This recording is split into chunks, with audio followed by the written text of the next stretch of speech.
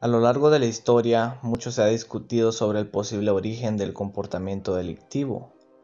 Si es que las condiciones económicas impulsan a los individuos a cometer delitos o si los delincuentes son el resultado de una pobre evolución, como mencionaba el padre de la criminología. Como quiera, una explicación bastante recurrente ha sido la del aprendizaje de conductas, pues si los seres humanos, así como aprendemos el lenguaje, los saludos o los deportes, ¿por qué no también el comportamiento contrario a las normas? No cabe duda de que esta es una explicación verdadera. Sin embargo, las explicaciones bajo este enfoque han sido bastante modestas a lo largo de la historia.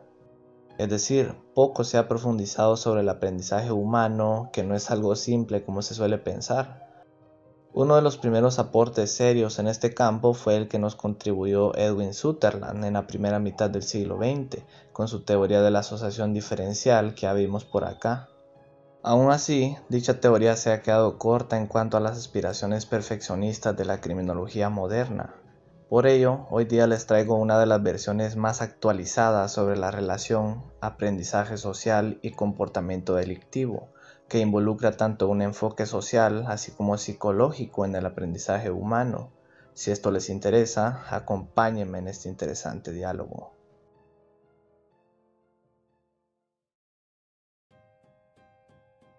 La teoría del aprendizaje social fue formulada por uno de los teóricos más destacados de la criminología del siglo XX, Ronald Akers y su colega Robert Burgess.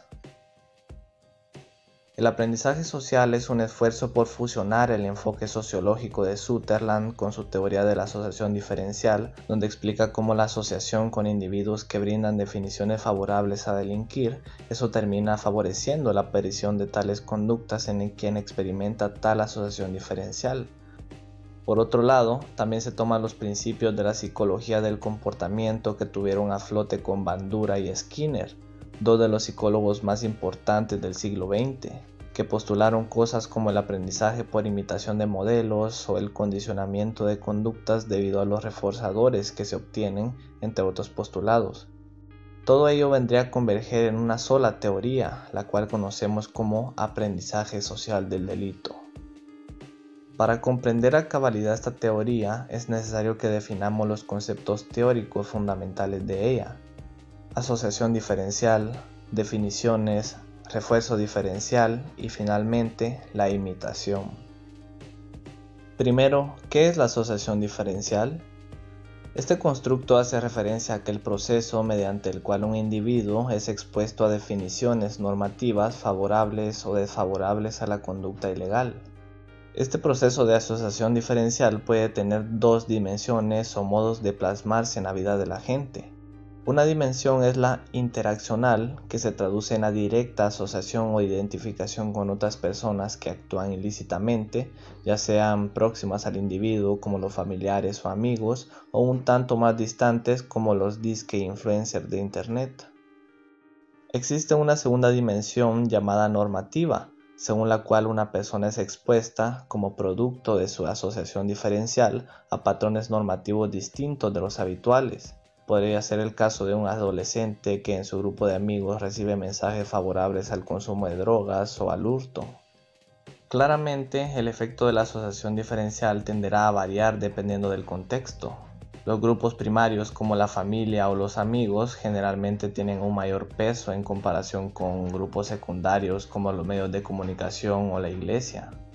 Además, las asociaciones diferenciales que van a tener un mayor efecto sobre la conducta son aquellas que ocurren en etapas primarias, que duran más y ocupan más de nuestro tiempo, tienen lugar con mayor frecuencia e implican a las personas con las que tenemos las relaciones más importantes. Definiciones. En este concepto se engloban los propios significados o actitudes que una persona vincula a determinado comportamiento, ya sean favorables o desfavorables al quebrantamiento de la ley. En las definiciones se incluyen las creencias, justificaciones y actitudes de un individuo que considera que la comisión de un acto en particular es más bueno o malo, deseable o indeseable, justificado o injustificado. Según Akers, estas definiciones pueden ser de dos tipos: generales o específicas. Las generales suelen consistir en creencias morales o religiosas bastante amplias, que acostumbran a ser favorables a la conducta prosocial. Entre ellas podrían encontrarse valoraciones como consumir drogas es malo o no se debe robar. Sin embargo, ¿por qué si todos sabemos esto, aún así hacemos lo contrario? Según Akers, esto se debe a que brindamos mayor importancia a las definiciones específicas, aquellas que se orientan a conductas muy concretas. Por ejemplo, alguien que tenga convicciones contrarias al robo, pero en determinada oportunidad piense que si roba un par de productos en la empresa donde trabaja, pues no estaría tan mal. Por esto mismo, las definiciones prosociales deben enfocarse en ser específicas, como nunca consumir drogas o nunca robes sin importar que sea una empresa adinerada. Eso podría ayudar en la prevención. Reforzamiento diferencial. Esto hace referencia al proceso de balance entre los refuerzos y castigos anticipados o reales que siguen o son consecuencia de la conducta. Los refuerzos y castigos pueden ser principalmente de tres tipos: no sociales, es decir, aquellos que provienen de estimulaciones físicas directas como lo es el consumo de drogas; por características individuales, como aquellas personas con predisposición a la búsqueda de sensaciones, que incluso la comisión de los delitos les puede brindar emociones placenteras o por el contrario desagradables. Intercambio social. Aquí se encuadran los refuerzos y castigos que brindan otras personas con sus opiniones, conductas o gestos sobre un determinado comportamiento.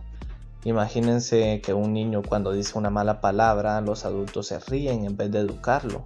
Ahí se estaría reforzando socialmente esa conducta negativa. Autorreforzamiento. En este punto son los mismos individuos quienes evalúan su conducta, ya sea para castigarla o reforzarla. Puede que un joven, después de haberle dicho algo a su madre, se sienta mal por ello y piense que no ha hecho bien. Ahí estaría castigándose.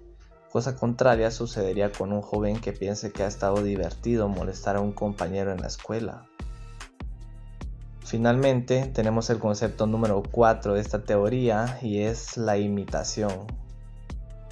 Este consiste básicamente en involucrarse en alguna conducta tras la observación en otros de una conducta semejante.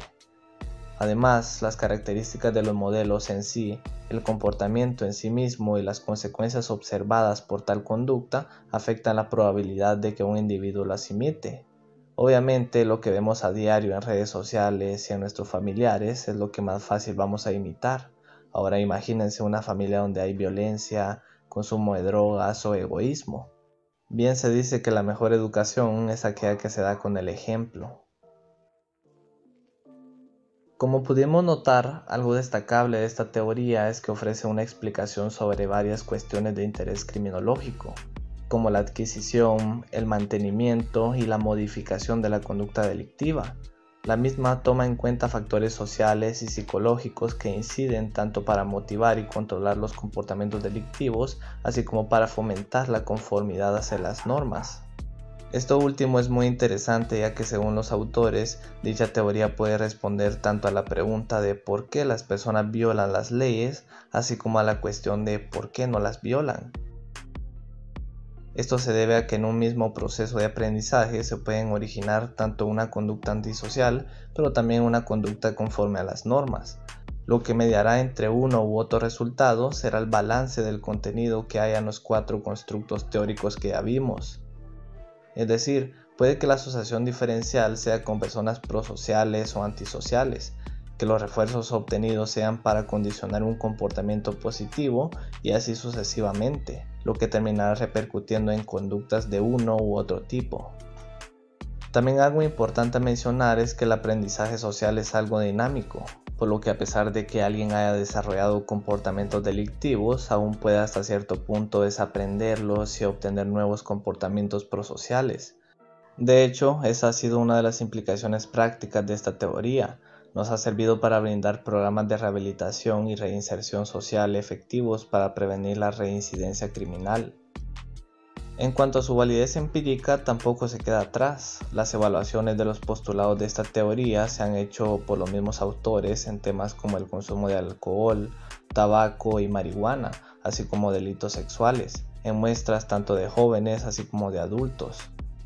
Los resultados muestran un sólido valor explicativo de esos y otros comportamientos, colocando hincapié en la validez de cada uno de los 4 constructos teóricos: la asociación diferencial, definiciones, reforzamiento diferencial y la imitación. Respecto a los últimos avances de esta teoría, Ronald Akers ha mencionado la importancia de integrar también un enfoque macrosocial, es decir, variables macro como la organización social, la demografía, las clases sociales, anomia y análogos también tienen influencia en la dinámica del aprendizaje social, inclinándolo hacia uno u otro lado, ya sea para la seguridad o mal para la delincuencia. Como pueden notar, colegas, esta teoría sociopsicológica es uno de los bastiones contemporáneos en el pensamiento criminológico. Tiene una gran riqueza explicativa en cuanto a la adquisición, mantenimiento y modificación del comportamiento delictivo, lo que a su vez nos brinda unas buenas bases para fomentar los comportamientos prosociales dentro de nuestra sociedad. Sin que esto signifique caer en reduccionismos, pues si tratamos con un tema tan complejo, también necesitaremos de integrar otros conocimientos para explicar y prevenir de mejor forma el fenómeno que nos compete. Pero aquí lo más importante es ¿qué pensás vos? Déjamelo saber en la parte de los comentarios y yo con gusto lo estaré leyendo. Además, si este video te gustó, te invito a que te suscribas y actives la campanita para estar al tanto de lo mejor en criminología y ciencias sociales. Es cuanto respecto al video. Yo soy Ángel Morales y que la prevención esté con ustedes.